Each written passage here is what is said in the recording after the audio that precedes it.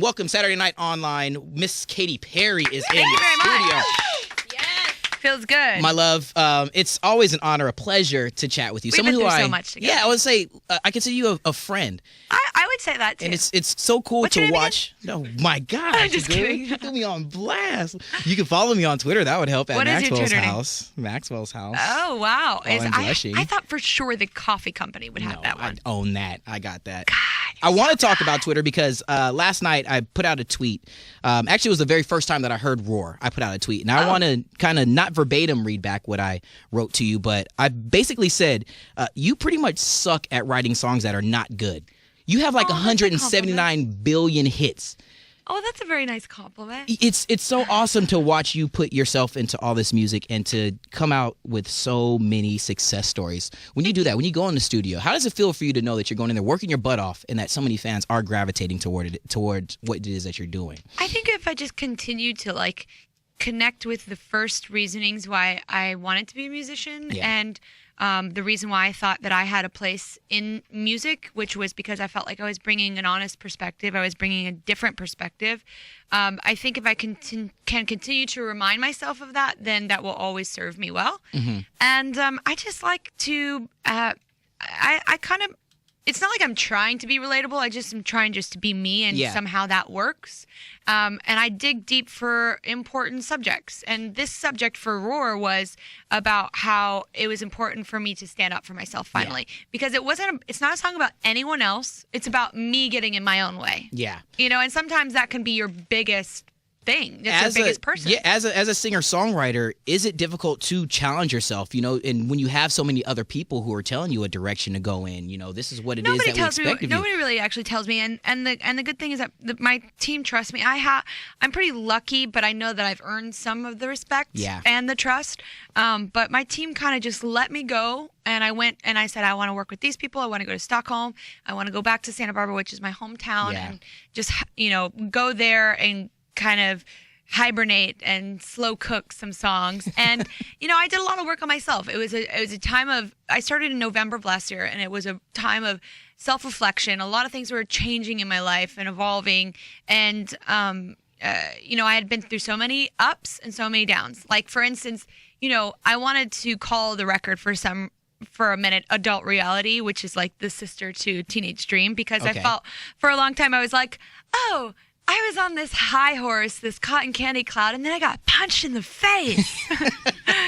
And then these are the songs about getting punched in the face and kind of like dusting yourself up. It's a little bit like how Wide Awake was the real first segue into this new kind of part. Like you're saying, like a new era for you. I mean, and I think it's all visible with the teaser. Yeah. You're taking the wig and you're like getting rid of the blue. You know what I mean? You're really just getting down to the the bee's knees of it all. And I'm just trying to make the point that there's a new change coming, a new thing. And sometimes I understand that people are a little bit hesitant with change, but I can promise you, I think you're gonna like it. And how do you feel to be one of those few artists who have the fans who allow you to change? Because sometimes there are a lot of people who kind of maybe are stuck going down a particular road, and it's hard for them to get off of that lane and to go in the direction creatively that they're growing into. But now you've got so many people looking forward to this. I've always had a really clear one-on-one connection with the people that kind of like me. It's hard. Sometimes I do have a problem calling them my fans because it's just like, we're the same. I was once your age. Yeah. I get it. So I know who you are. You're my homies. Yeah, exactly. You're my homies. Let's go with that. But whenever I go out, they know I'm absolutely approachable. There's never... if I have the time, I make the time. If I'm working, I'm very available, and there's no disconnect. There's always a connection. Now, here's an amazing question here from a fan of ours. She wants to know, what do you find most important from all the positive feedback? Like how is it that you are able to connect and see this positive feedback and really still continue to thrive off of it, and really just continue to grow for your fans? I mean, is it difficult to see so many positives and continue to try to live up to their expectations? Is it difficult to see so much positivity? Well, there's a lot to live up to. Well, I know that the bar is high, and I know that other people are playing at a high level as well. And And I think it's healthy for all of us, other artists and my peers, to bring it so that we kind of push each other in a way. It's exciting for music like that. Speaking of which, you and your girl Gaga unfortunately had to go through some crap with people leaking music before it was supposed to happen. But then the camaraderie on Twitter is so awesome. It was very cool. And I think it was nice because I think that it was nice to see the fan groups come together. Yes. And really, it's about the music. And there is no top with music. When we go for a run or we go out dancing, nobody hears just one song on replay. Right. It's a playlist. But I will say, Roar is going to be on replay on a lot of people's iPods. Well, thank you. I appreciate that. But you should add it to your playlist. You know, that's the thing is like, you should appreciate... I appreciate all fans that are loving good music. Yeah. Not just one person. Well, we got a little bit early. For you, is it kind of bittersweet, the taste, where you're like, yo, I wanted you all to kind of wait. The teasers were leading up to a particular day, but then a couple of days it came out a little bit early. Thankfully, the teasers were finished by the time it came out, and it wasn't so bad.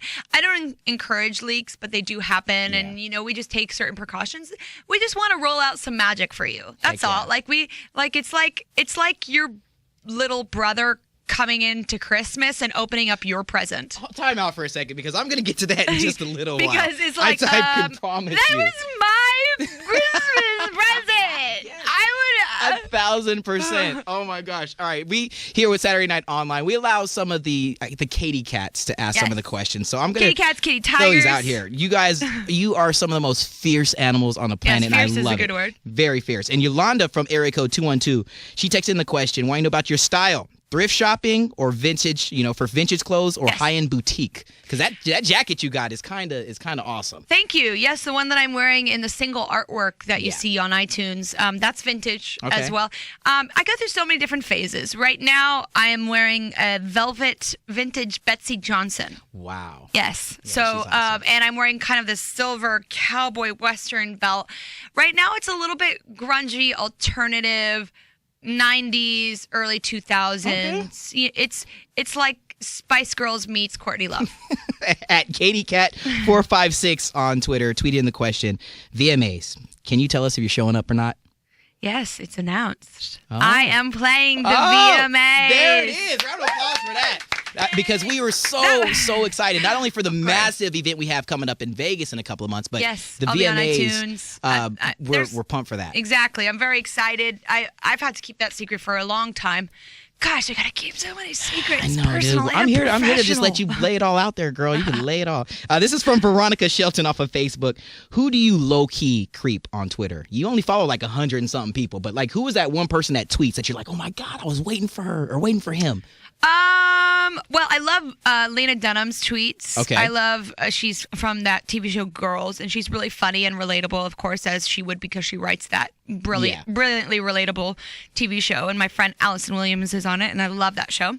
And then Diablo Cody, who's a really funny tweeter. My best friend Shannon Woodward, you got to check her out. I think you could just write Shannon Woodward in Google and she'll come up.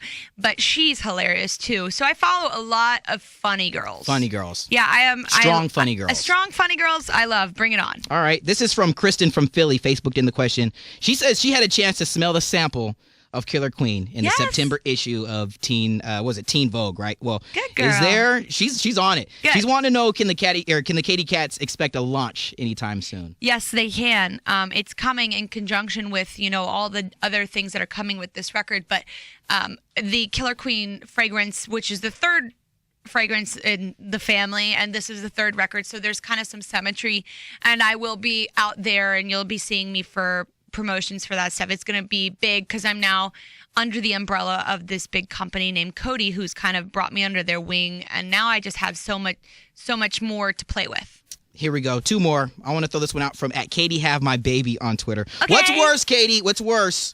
Looking down at your phone and seeing like 5%, or looking at your dashboard and seeing the check engine light? It's definitely check engine, especially if I'm driving alone. Yeah.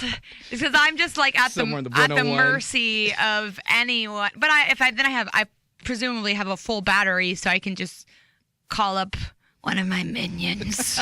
I'm just kidding. Well, lastly, before we let you get out of here, please let us know. them. October 22nd, we get Prism. Yes. We are so stoked. We're seeing the gold truck roll around, even though it's banged and bruised a little bit. No, it's actually, now she is all better. There she it went is. to the shop. I brought her back, and she is perfect now. Let us please give a shout out to the driver of the gold truck. Who's particularly behind the wheel at any one time? Is there like one person that's like taking the reins the whole night? My driver is great. Unfortunately, it was a drunk driver that hit it. No, not that. Yeah, but I was we like, want to give some love. A shout out? No, to the person to your driver, the one who was actually driving the truck. Parked in a parking lot of Walmart. Yeah, not the d-bag that decided to be drunk and do that. No, like, your driver that's taking the that reins. Gold on wheels. Yeah. We do not condone drunk driving. Not at all. My driver is great. He's been fantastic, and they've just driven all across the country, stopping at all these national monuments.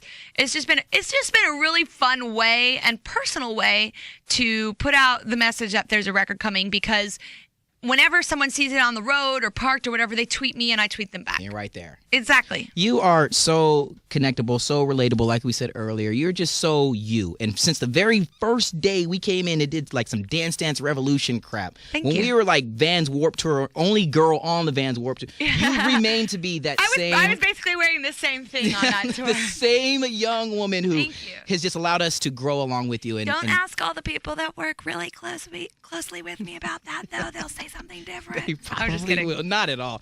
Katy Perry, you're just one true, genuine, lovely woman. The essential oils of myself will shine through in this record. That means that I need to hug you a lot so they can just rub all over me. That's just what I'm saying.